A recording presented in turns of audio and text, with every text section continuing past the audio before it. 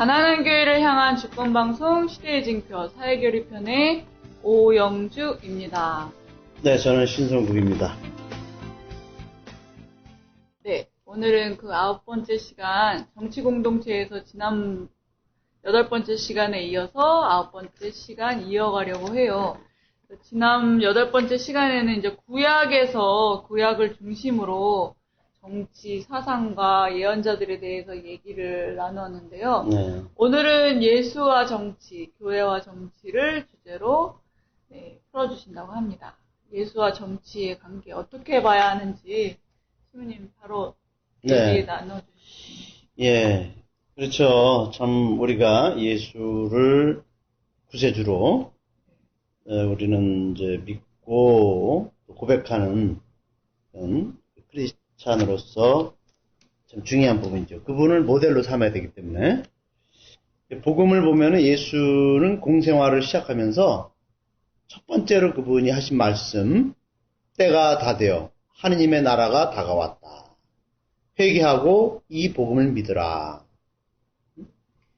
예수님의 그 살아생전 하신 말씀, 행적들은 모두 다 하느님 나라와 관련된 표징들입니다. 그래서 즉 하느님 나라의 삶을 드러내주는 그 표상들. 예수님께서 인간을 괴롭히는 악령을 추방하시고 육체적인 질병과 고통을 당하는 병자들을 고쳐주는 기적들. 또 예수 자신이 죽음을 이겨내고 부활로 승리한 사건. 그분의 생애 전체가 다 하느님 나라의 표징들입니다. 네네. 그래서 복음이신 예수의 말씀을 들어보면 정치의 유책? 네. 정치의 섬김에 있다고 하시잖아요. 네. 그건 무슨 내용인지. 그렇죠. 그러니까 지금 제가 하느님 나라를 얘기하지 않습니까? 그렇죠? 하느님 나라라는 것은 어떤 정치 공동체를 말하거든요. 우리가 뭐, 우리나라, 네. 응? 어느 나라, 다 나라라는 것은, 근데 예수님이 추구했던 그러한 정치 공동체는 하느님 나라. 하느님이 주권을 가시고 다스리는 나라. 하느님의 뜻이 이루어지는 나라. 이게 다 그 예수님의 그 어떤 정치적인 그런 목적이었어요. 하느님 나라를 건설하는 거. 예수님 말씀 중에 나는 사람들 위해 군림하러 오지 않고 섬기러 왔고 목숨을 바치러 왔다. 그래서 예수님의 그 왕권의 그는 인간에 대한 섬김에 있다는 것이죠. 그죠? 봉사하는 자로서 당신을 왕직을 제시하고 있어요. 네. 그래서 예수님이 말씀하신 통치자는 자기의 권위가 하느님의 것임을 알고 하느님을 두려워하고 인간을 존중하는 마음으로 통치해야 한다는 거. 네. 이게 예수님이 말씀하신 통치자의 자세입니다. 그래서 정치 권위의 참된 의미는 어디에 있어요? 정치 권력, 권위. 이것은 왜 있냐? 하느님과 인간을 위한 봉사, 섬기는 거다. 그죠? 그래서 국가 공동체를 다스리는 사람들은 하나님의 통치 방식을 본받아야 됩니다. 봉사자로 살아야 되는 거예요. 헌법을 이제 대통령들이 이제 취임하게 되면은 취임사, 그죠? 그게 다 이 내용이 들어있어요. 응? 나는 국민들을 섬기겠다. 국민들을 위한 봉사자로, 봉사하겠다. 말은 늘상 그렇게 하죠. 예, 그렇게 그 엄숙한 약속을 하거든요. 네. 근데 박근혜 같은 경우는 자기가 내뱉은 말과 항상 반대로 살아요. 응? 정말 응? 국민들 염장 지르는 아주 사악한 인간인데 그 정치 권력은 하느님에게서 오고 하느님께서 창조하신 그 질서에 참여하는 것입니다. 그래서 통치자는 하느님을 진정으로 공경하는 마음을 가져야 됩니다. 네. 통치자는 네. 자기가 우상이 되면 안 돼요. 네. 그래서 사람이 곧 하늘이다. 네. 응? 통치자는 하느님과 인간을 두려워하고 존경하는 자세가 기본이 돼야 되는 것이죠. 그런데 막 선생님이 돼가지고 막 꾸짖듯이 하고 있죠. 글쎄, 선생이라고 볼 수도 없고, 저는 뭐, 그 사람에게는 이제 어떤 인간성을 전혀 찾아볼 수가 없기 때문에. 담화문이나 이런 걸 발표하면은 어떤 통치자에 대한 해석을 단단히 잘못하고 있구나 하는 게 느껴져요. 그렇죠. 네. 예. 그래서 우리가 법과 정의를 제대로 세워야 하는 정치. 그 정치 본연의 목적은 예수님께서 말씀하신 대로 인간에게 대한 봉사, 그렇죠. 섬김에 있는 거예요. 네. 이거는 정치 권력뿐만 아니라 우리 교회의 그 지도자들, 성자들도 똑같은 네. 인간에 대한 봉사에 있는 거예요. 대접받으려 하고 어떤 권력을 행사하려는 자세는 누구든지 하나님과 무관한 사람들이에요. 그렇죠. 네. 지난 시간에도 말씀하셨지만 주님의 기도 안에서도 지금 예수님께서 말씀하신 하느님 나라에 대해서 말씀하신 부분이 있잖아요. 네. 네. 그 제자들이 예수님께 기도를 가르쳐 달라고 네. 요청했을 어떻게 때 하느냐고. 예수님께서 가르쳐 주신 게 주님의 기도 아닙니까? 그죠? 네. 아버지의 뜻이 하늘에서와 같이 땅에서도 이루어지소서. 응? 하나님의 뜻은 하나님의 계획을 말합니다. 네. 하나님의 계획이 뭔가? 하나님은 모든 사람이 구원되기를 원하시는 거예요. 디모데후서에 나오지 않습니까? 그죠? 예. 우리나라 한국 천주교 네. 주교회의 전 의장이셨던 네. 강을 주교님도 정치와 사회 참여의 중요성에 대해서 언급하셨는데 네. 그 입장은 어떤 것인가요? 지금 이제 우리 시대로 좀 다시 돌아와서 맞습니다. 얘기를 나눠본다면 네, 저는 참 강우일 주교님의 그 입장이 참 늘 명확하시에요. 이제 강 주교님께서 주로 경향 잡지에 이렇게 글을 많이 이제 기고를 하시는데 참 강 주교님의 그 글을 보면 언제 봐도 깊이가 있고 또 아주 우리 가톨릭 교리의 또 성서의 그 입장을 충실히 그 안에 담고 있기 때문에 우리 신앙인들에게 큰 도움이 되고 있어요. 강우일 주교님은 지금 현재 제주 교구장이신데 김수환 추기경님 이후 서거 이후 한국교회에서 사회 참여에 앞장서시는 그런 존경받는 종교 지도자로 볼 수가 있습니다. 이분이 한 2년 전인가 한겨레 신문과 인터뷰에서 이렇게 말씀했습니다. 가톨릭 교회나 성직자는 사회 문제에 대해 침묵하면 안 된다. 사제들의 정치 참여에 대한 규제는 정치인으로서 직무를 맡는 것, 네. 또 어떤 정당 가입이나 국가 공직을 맡는 그런 일을 제한할 뿐이지 그렇죠. 정치적인 의견을 원천 봉쇄하는 것은 아니다. 라고 말씀하셨거든요. 네. 이것이 우리 프란시스코 교황님과 같은 입장이십니다. 그리고 역시 같은 해 6월호 경향잡지에서도 그렇게 말씀했어요. 불의와 비리 관행을 묵인해온 우리 모두가 공모자다. 이게 무슨 공모자였어요? 세월호 사건 때 그 얘기를 하신 거예요. 세월호 사건에 엮여진 그 공직자들의 비리, 그죠? 우리 사회의 그런 수많은 그런 부패들. 결국 우리도 거기에 공모자, 그 악행을 저지른 우리도 책임이 있다. 그래서 다르지 않다고 봅니다. 그렇죠. 예. 우리 현실을 현재 보면은 정말 그죠? 얼마나 우리가 하루하루 살면서 절망을 겪고 있어요. 그죠? 네. 검찰, 이런 공직자들이, 고위공직자들의 이 비리, 또 이런 어떤 여러 가지 부패가 우리 상상을 초월하지 않습니까? 그죠? 검찰 출신 홍만표 변호사가 네. 각종 대형 기업 사건을 수임하면서, 그죠? 1년에 100억 원 이상의 그 수익을 불법적으로 올렸어요. 범죄자 아닙니까, 그죠? 현직 진경준 검사장, 응? 현직 검사장이 그 자리에 있으면서 넥슨 회사의 주식을 배당받아서 얼마나 많은 그 수익을 올렸어요, 그죠? 네. 그것도 뭐 수백억을 벌었대요. 국민들의 어떤 그 공복이 돼야 될 그런 그 공직자들의 부패가 우리 상상을 초월합니다.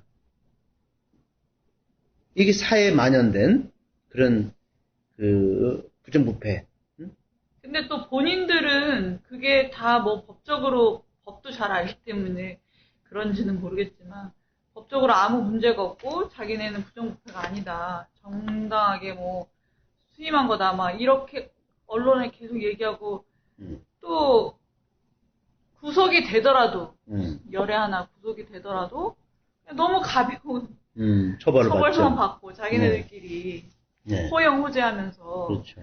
그렇게 되고 있잖아요. 근데 이제 그런 거를 계속 보다 보니까 우리 국민들도 그냥 또 저런 일이 또 있구나 하고 그냥 무감각해지는 것 같아요. 네. 그래서 우리 종교는 그런 거에 대해서 준엄하게 그 도덕적인 심판을 내려야 되는 거예요. 그런 일이 발생하지 않도록, 그죠? 그렇긴 한데 그게 해결되는 모양새를 잘 보지 못하고 지난 시간에도 얘기했지만 예언자들을 잘 만나기 어렵고 하니까 그냥 계속 만연해져 가는 것을 지켜볼 수밖에 없는 이렇게 무감각을 넘어서 이걸 무기력? 해지고 있다는 게 더 맞지 않나라는 생각이 듭니다. 네. 그래도 이제 이것이 지난번에 얘기했듯이 구약 성서의 예언자들은 그죠? 그러한 상황에서도 꾸준히 그죠? 하느님의 목소리를 대변해줬고 또 꾸준히 그 양심을 일깨워주는 역할을 했거든요. 근데 그런 역할을 해주는 게 별로 없으니까. 네. 그러니까 종교가 현재 이제 말하자면 이런 문제가 있으면은 그 예언자들의 그 위치에서 그 사명을 수행해야 되는데 지금 종교가 또 그런 것에 대해서는 너무나 제대로 역할을 못 하고 있고 역할을 하려고 하는 사람들도 또 못하게 하는 경우도 그렇죠. 있고 예, 맞습니다. 힘을 빼게 만들고 하고 있잖아요. 네.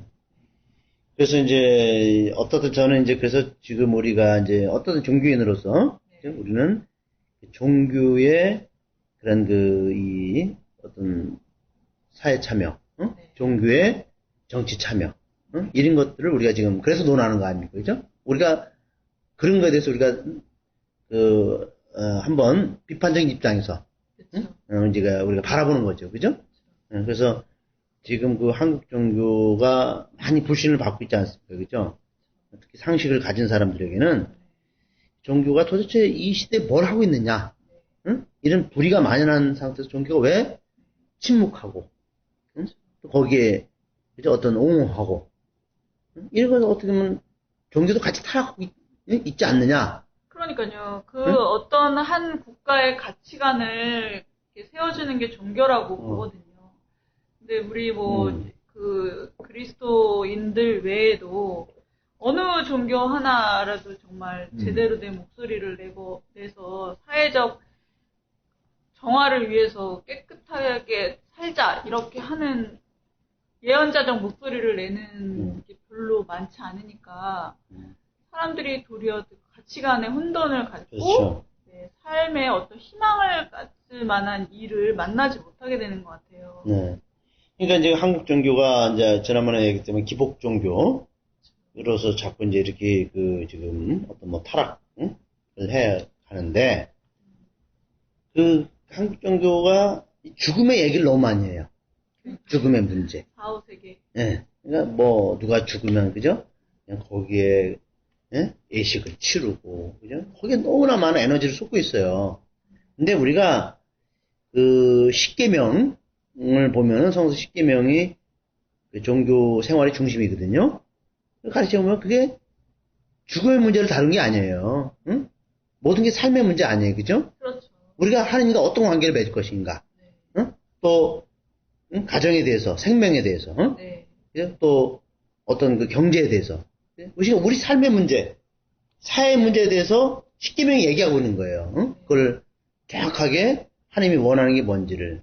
그러니까 사실 엄밀히 말하면 맨 죽음의 문제, 나중에 죽어서 영생을 받느니, 천국을 가니, 지옥을 가니, 연옥을 가니, 그지? 이런 문제에 대해서 우리가, 종교가, 그죠? 너무 많이 매달릴 필요가 없다는 거예요. 거기에 매달리면서 지금의 고통은 이겨내야 될, 당연한 거라고. 그렇죠. 네. 여기, 그러니까, 당연한 것처럼 여기라고 이렇게 하는 거잖아요. 그렇죠. 그러니까 세상 정화를 위해서 아무런 역할을 안 하죠. 네, 하지 않는 그러니까 방기하는 거죠. 모습으로밖에 안 보이고. 그러니까 그게 기복신앙의 전형이에요. 그러니까. 특징이에요. 네. 기복신앙은 현실의 그런 악의 문제를 네. 고의적으로 피합니다. 기복신앙. 그래서 종교도 자기들의 어떤 복을, 그죠? 어떤 현세적인 복을 누리면서 적당히 그 어떤 그 정치 권력과의 갈등 이런 거를 의도적으로 피합니다. 근데 진짜 그렇게 막 십자가 밑에서 기도하면 이루어지나요? 글쎄, 네? 뭐 해주세요 하고 막 진짜 그렇게 말하는 분들도 계시거든요. 내가 엄청 힘든데 집이 안 나가는데 성당이나 성취조배를 몇 시간 하고 나오는데 전화가 왔다는 거예요. 그런데 이제 계약을 했다 이런 식. 그러니까 해석하기 나름인 게 어떻게 신앙이 될 수 있는지 제 생각은. 예, 그렇게 따지면은 우리 수험생들 공부할 필요 없습니다. 그죠? 그냥 딱 책가방 들고 성당 앞에, 성모상 앞에, 그죠? 아침부터 밤늦게까지 가서 앉아 있으면 돼. 왜 공부하러 다녀요? 그죠? 그렇게 따지면, 네. 그죠? 그리고 지금 병원에 입원한 모든 환자들, 암 환자들, 그죠? 뭘 병원에 가서 수술 받아요. 다 십자가 밑에서 그냥, 그죠? 저희가 좀 너무 극단적이게 얘기했지만 너무 그 기복에 대해서 잘못 해석하고 네. 하면서 현세의 삶에 대해서 무시하고 현세의 삶을 너무나 그 안일하게 대하는 태도는 정말 아니라고. 그렇죠. 주권방송이 민중의 눈과 귀를 멀게 하는 공중파와 종편, 신문들에 맞서 진보 언론의 사명을 다할 수 있는 힘은 애청자분들의 적극적인 참여에 있습니다. 주권방송을 후원해 주십시오. 홈페이지 www.615tv.net에서 민들레 홀씨 정기 후원인이 되어주시거나 우리은행 1005-501-779-765 주식회사 주권방송으로 직접 후원을 해주셔도 좋습니다. 저희 주권방송은 평화 번영과 민주 회복을 위한 진보 언론의 사명을 성실히 수행할 것입니다. 주권방송과 함께해 주시기 바랍니다. 그래서 이제 어떻든 그 예수님께서 그 하느님의 뜻을 정말 당신의 그걸 이루려고 오셨고 또 하나님의 뜻이 이루어지는 것이 하나님 나라, 그죠? 어떤 그 하나님 나라를 이루기 위한 것이 목적이거든요. 그러면 이제 우리가 이게 다 정치의 어떤 관점에서 볼 수가 있겠습니다. 그 성모 마리아도 예수님과 똑같은 일치된 입장이었어요. 하나님의 뜻을 받들고 주님의 정의원이 그대로 내게 이루어지셔서 라고 말씀하냐, 그죠? 예수께서도 똑같이 하나님의 뜻을 행하기 위해 내가 이 세상에 왔다. 네. 히브리서에 나오고 있지 않습니까? 그죠? 그러니까 하나님의 뜻을 실천하는 사람들이 하나님 가족이 되고 네. 그리고 하나님 나라에 들어갈 수 있는 거예요. 네. 신앙생활이 뭐냐? 이제 신앙생활은 뭐냐? 아까도 그런 기복신앙 얘기했지만 내가 성취지배 하고 나왔더니 그 아파트 네. 계약이 됐더라. 계약이 됐더라.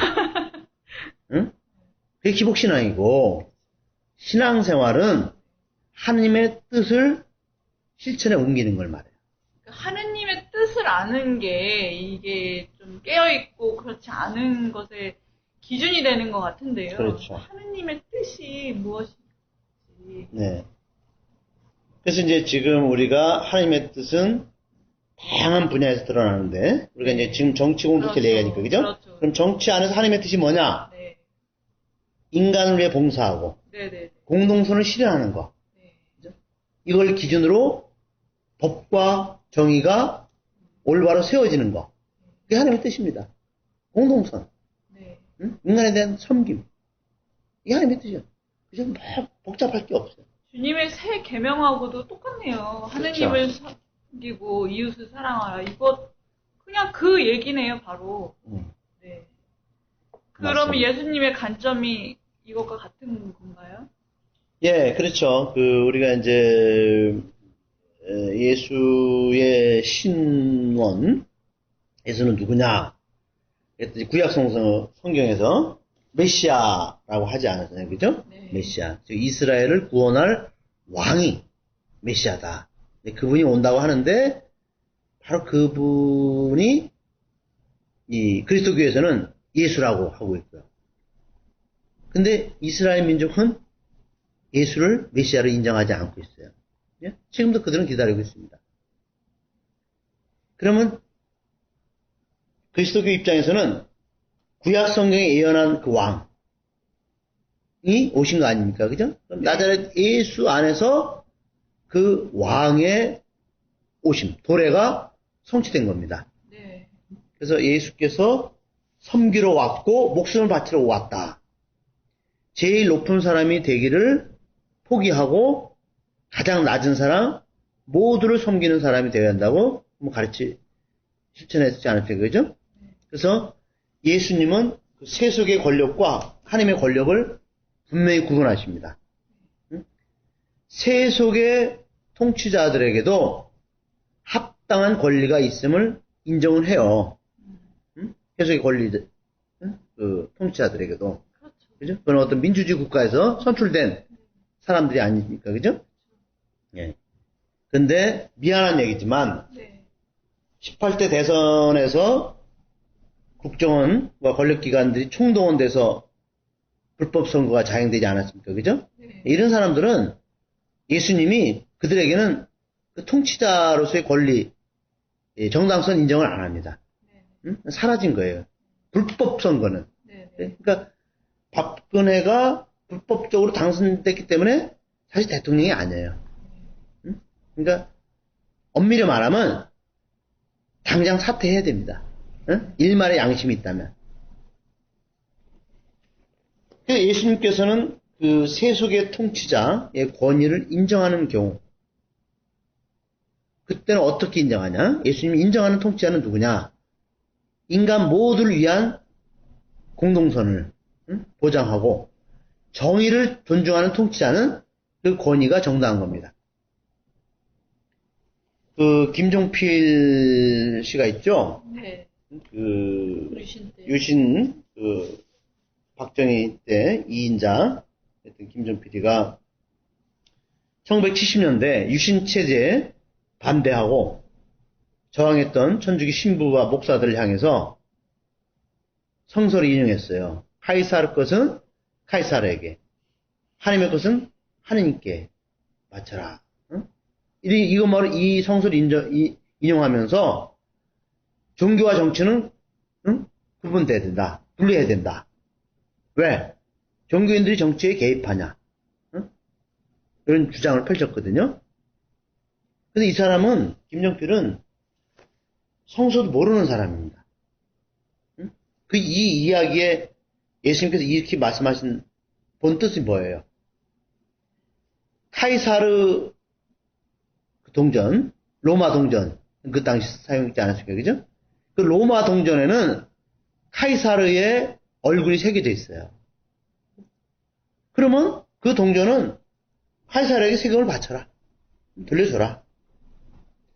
그리고 인간은 하나님의 모상이 새겨지기 때문에 인간은 하나님의 것이다. 하나님에 속한 것이다. 이게 이 말씀의 본질이거든요. 우리가 마찬가지예요. 종교도 정치도 인간을 대상으로 하는 것이죠. 그렇다면 하나님을 닮은 인간 문제에 대해서 하나님의 하나님의 모상을 닮은 인간 문제. 인간 문제는 정치 문제가 들어가 있지 않습니까? 그죠? 네. 그럼 뭐야? 종교가 관여 안 할 수가 없어요. 인간이 개입된, 인간이 관여된 모든 문제는 다 종교가 거기에 대해서 판단해야 되고 또 지도해 줘야 돼요. 그렇다면 그럼 카이사르에게 하나님의 것을 하나님께 바치라는 이 얘기는 종교는 정치에 개입할 수밖에 없다. 더군다나 박정희 유신 독재 때 사람들이 많이 탄압받고 인권을 유린당하지 않았습니까? 그죠? 그 인간들이 겪고 있는 고통과 불행에 대해서 종교가 방관할 수 없었어요. 그래서 개입한 것이죠. 개입하는 게 아니라 같이 살아야 되는 거죠. 네. 종교를 우리의 삶으로 본다면 네. 삶이 곧 종교니까. 네. 그래서 우리 그 말씀에 이어서 그 사회 교리에서도 정치 공동체에 대해서 계속적으로 얘기를 하고 있는데 그 측면은 또 어떻게 보고 계신지. 예, 뭐 원칙적인 이야기지만 네. 정치 생활의 토대와 목적은 인간이죠. 그렇죠. 그렇죠, 인간이. 우리 인간. 인간이 모든 법과 제도, 사회, 국가가 존재하는 목적이자 원인이고 주체입니다. 그렇죠? 왜? 인간은 존엄성 때문에, 존엄하기 때문에. 인간이 예수님께서 하신 말씀이 있어요. 그죠? 안식일이 사람이 안식일을 위해서 있는 거냐? 그지? 안식일이 사람을 위해서 있는 거냐? 묻지 않습니까? 그죠? 모든 법, 모든 제도는 인간 때문에 존재하는 거예요. 결국 정치 공동체는 인간을 위해서 봉사하는 거라고 얘기했죠. 그죠? 그래서 우리가 한 사람 한 사람에게 골고루 이익과 혜택을 주는 것을 공동선이라고 불러요. 그래서 사람들이 온전하게 성장하고 자기를 실현하는 그런 사회 조건을 만들어 주기 위해서 정치가 있는 것입니다. 그죠? 그래서 정치 공동체의 권위는 어디에서 있냐? 공동선을 실현하는 데서 기인하는 거죠. 그죠? 그래서 권위의 주체, 정치 권위의 주체는 국민이고 그 권위의 주인은 하느님이고, 그래서 그것을 가장 담고 있는 헌법이 대한민국 주권은 국민에게 있고 모든 권력은 국민으로부터 나온다. 그죠? 국가가 뭐냐? 국민입니다. 네. 저는 박근혜가 이렇게 어디 가서 연설할 때 가장 기분 나쁜 게 국가 그래요. 국가의 안위를, 국가의 위기를, 국가의 발전을. 무슨 얘기를 하는 건지 본인은 알까요? 아니, 그죠? 국가 속에 있는 국민이 핵심이고, 그죠? 그 국민들이 살아남고, 국민들이 행복해하고, 국민들이 안정적으로 가야죠. 자, 우리 영주 씨가 가정을 갖고 있는데, 그죠? 내가 가정을 지켜야 돼. 가정을 행복하게 만들어야 돼. 누굴 말합니까? 아파트가 아니죠? 아파트 자체를 그죠? 말하는 것과 똑같은 거죠. 그죠? 네. 가정 안에 사는 사람들이죠. 그죠? 가족들이요. 네. 그죠? 자녀들. 우리 남편. 그걸 말하는 건데, 박근혜는 미리 말하면 국가가 뭔지도 모르는 여자야. 그죠? 어저께 또 얘기해서 또 북한이 어쩌고 저쩌고. 네. 북한 그러니까, 체제에 대해서 전문가처럼 얘기하는, 한국 체제에 대해서는 왜 이렇게 무관한지 모르겠어요. 그러니까 이 사람은 국가가 뭔지도 모르고 국민이 뭔지도 모르고 누군가를 사랑해 본 적이 없어요. 누군가를 위해서 자기가 봉사해 본 적이 없는 여자예요. 모든 것을 자기 어떤 탐욕, 자기 권력, 그것만을 늘 추구했던 사람이기 때문에 어떤 국가에 대한 개념조차 없는 그런 사람. 그래서 우리가 사회 교리는, 이제, 가톨릭 사회 교리는 정치 책임자의 의무, 그리고 국민이 정치에 참여하는 그 권리를 중요하게 여기고 있어요. 그래서 우리가 민주주의를 높이 평가하고 있습니다. 그래서 우리가 이제 가령, 교회와 국가 간의 관계는 상호 간에 견제하거나 협력하는 관계입니다. 어떨 때는 교회가 국가를 상당히 비판해줘야 돼요. 또 어떨 때는 협력해줘야 되겠죠. 가령 이명박 때 4대강 사업을 추진했는데, 그 당시 우리 교회가 상당히 비판적이었어요. 그죠? 네. 그리고 반대를 많이 했습니다. 왜냐하면 그 환경 파괴, 하나님이 만드신 그 창조 질서에 어긋나기 때문에, 네. 그죠? 그때는 우리가 국가 정치에 대해서 견제하고 비판해야 됩니다. 또 박근혜가 지금 저지른 사드 배치, 이 결정에 대해서 교회는 우려하고 있죠. 네. 비판하고 있습니다. 왜냐하면 이게 또 전쟁의 위험성이 있기 때문에 그래요. 그죠? 그래서 우리 교회는 이런 국가와의 관계 속에서 견제와 협력의 그런 그 관계로 가야 된다. 그러나 국가가 국민들을 위해서 좋은 정책을 펴고, 그리고 국민들의 어떤 행복을 위해서 일을 하면 교회는 기꺼이 협력하지 않습니까? 그죠? 이게 중요한 겁니다. 그래서 교회와 국가는 서로의 각각의 고유 영역에서 자율성을 가지고 독립해 있으면서 또 서로 견제하고 협력하는 것이 이제 우리 사회 교리의 어떤 원칙이라고 볼 수 있는 것이죠.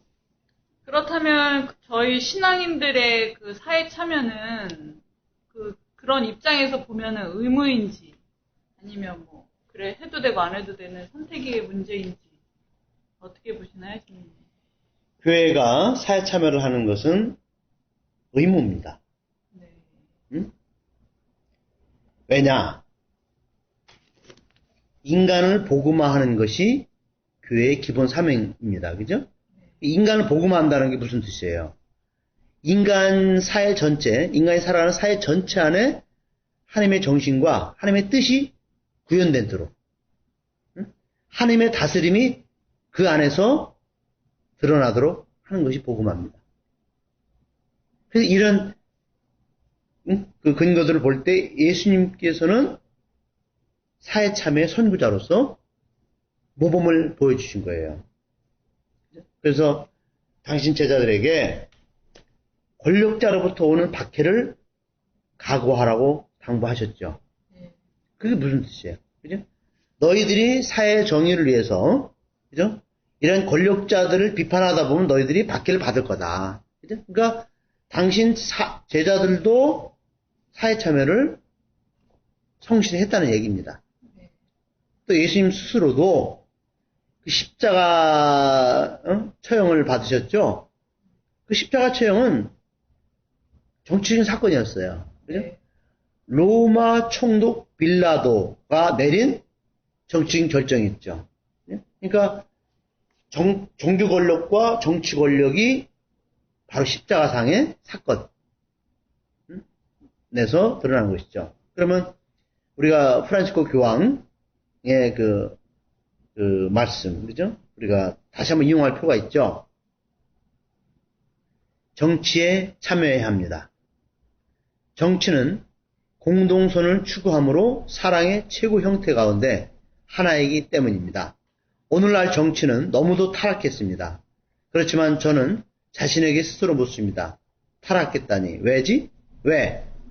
그리스도인들이 복음 정신으로 정치에 참여하지 않습니까? 우리는 저 사람 탓이다라고 말하기 쉽습니다. 하지만 나는 무엇을 합니까? 공동선을 위해 일하는 것은 그리스도인의 의무입니다. 공동선을 위한 정치적 활동은 하나의 길입니다. 그죠? 파파 프란시스코 말씀하지 않았습니까? 그죠? 네.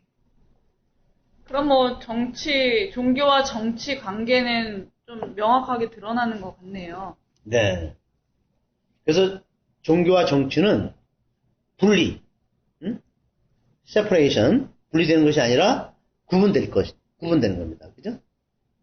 그래서, 근데 또 여기서 중첩되는 경우도 많아요. 네. 정치와 종교는 둘 다 질서를 다루고 있고, 권위를 다루고 있기 때문에 그러죠. 네. 그러면 질서가 뭐냐? 종교는 하느님 나라의 질서를 네. 다루는 기관이고, 정치는 민주적인 질서를 다루는 기관이죠. 그죠? 네. 즉, 권위는 또 뭐냐? 권위는, 종교는 하나님의 권위를, 드러내주고, 정치는 국가 공권력을, 정치 권위를 드러내지 않아요. 그죠?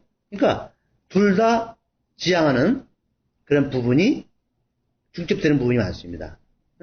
인간 존엄성과 인권, 정의와 평화를 이루는 데 있어서 같이 협력해야 되겠죠. 그죠?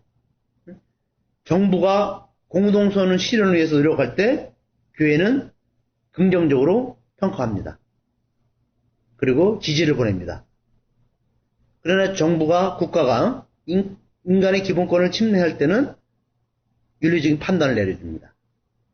그래서 정부와 종교가 갈등을 초래할 때도 있고, 또 정부의 어떤 탄압에 맞서 싸우다가 순교까지 할 때가 있죠. 그죠?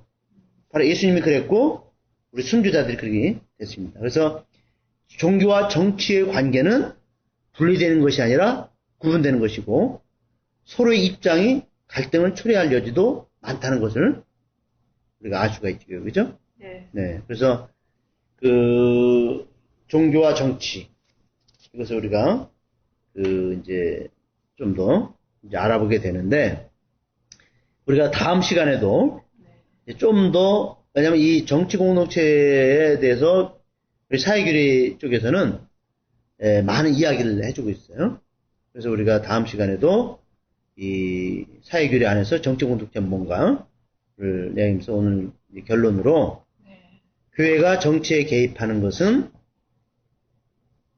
교회에게 요구하는 예언직을 수행하는 것이고, 교회의 이러한 정의 구현 활동은 매우 정당한 것이다. 네. 라고 결론을 내릴 수가 있죠. 네네. 우리가 지난 시간에도 얘기했지만, 천주교 안에서도 대수천이라고, 어버이 연합과 지금 비슷한 형태의 대수천이라는 모임이 있는데, 저희가 이번에 사드 배치 때문에 성명서를 냈어요. 네. 주교회에서. 그 주교회의 성명서에 반론을 제기한 글에, 네. 주교회의 정평이 총무이신 김유정 유스티너 신부님이 답변한 글에서 인용된 프란시스크 교황님의 간추린 사회교리 81항을 읽으면서 마치기로 할게요. 네.